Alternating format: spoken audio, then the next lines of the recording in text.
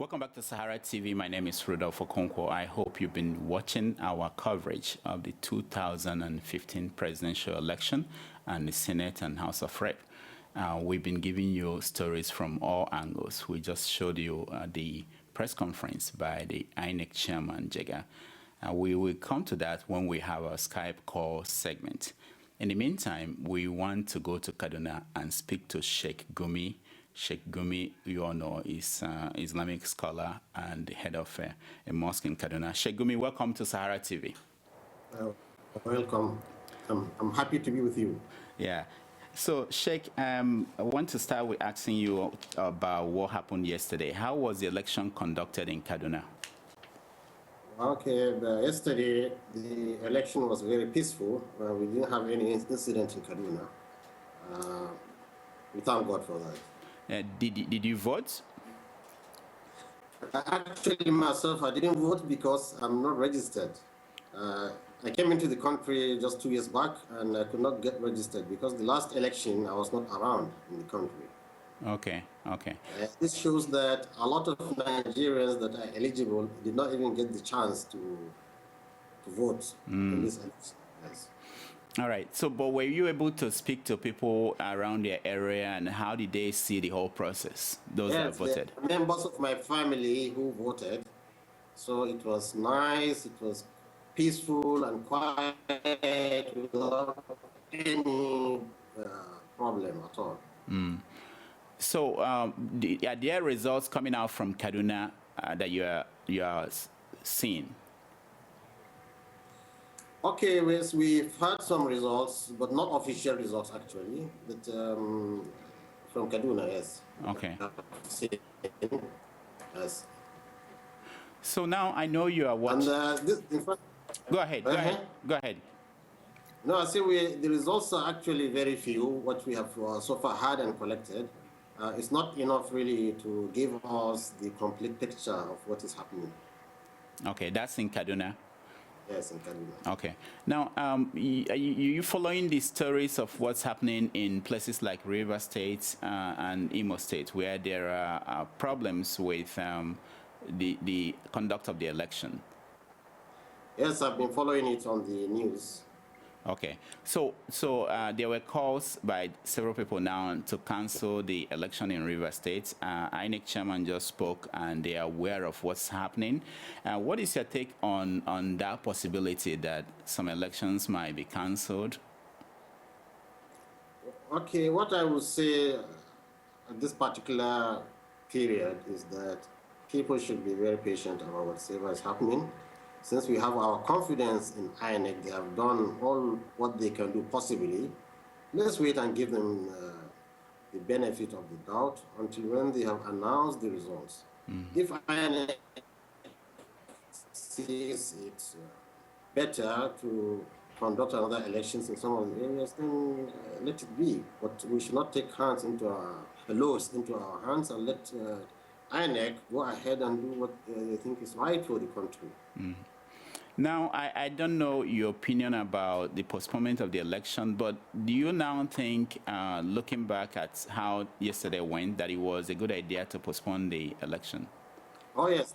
Oh, yes, definitely it was a good idea to postpone the election so that more people will get their permanent voters card and then more people will participate in this election.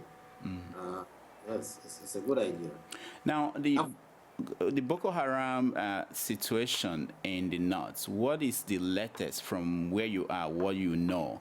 Do you think that they've been wiped out, or do you think that there is a chance that they could come back in some form or some places? Yes, we can see now Boko Haram is seriously suppressed seriously. But I have to warn Nigerians, if we allow these elections to put us into a political turmoil, then there will be a reverse case as what we are seeing in Yemen. The Houthis, we are just like Boko Haram in Yemen.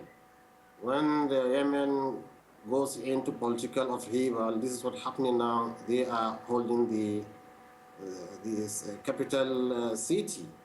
So that's why I'm calling on Nigerians to take things easy. We are all Nigerians. We can know how to make things work. We should not allow this election to destabilize the polity itself. Now, when you say Nigerians should take things easy, peacefully, that's the same thing that INEC chairman is saying. Are they saying that people who feel that their votes, the mandate, whoever they voted for, is being altered, that they should keep quiet? Or what is the exact meaning of that, taking things easy? Yes, taking things easy is that INEC can never be 100% right. In fact, not even 80%. These same people were the ones saying, INEC, go ahead and do the elections before even INEC was even truly ready. Well, and if the elections were conducted on the 14th of March, almost 11 million people will not have a right chance. And they didn't see anything wrong. So what I'm saying now, we can never be perfect in Nigeria looking at what the government is, what the people are on our stage of development.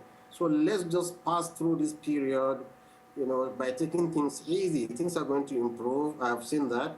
The government has changed. What do you call it? The political opposition party have changed, are stronger now, and checking the government. So let's do things gently. We are coming, inshallah, to the right path. Now, at this point where there is, INEC is saying that we should give them another 48 hours, do you think it's too long for them to announce the results? And do you think that the president and the opposition leader, General Buhari, should do something more, or just everybody should just wait for INEC?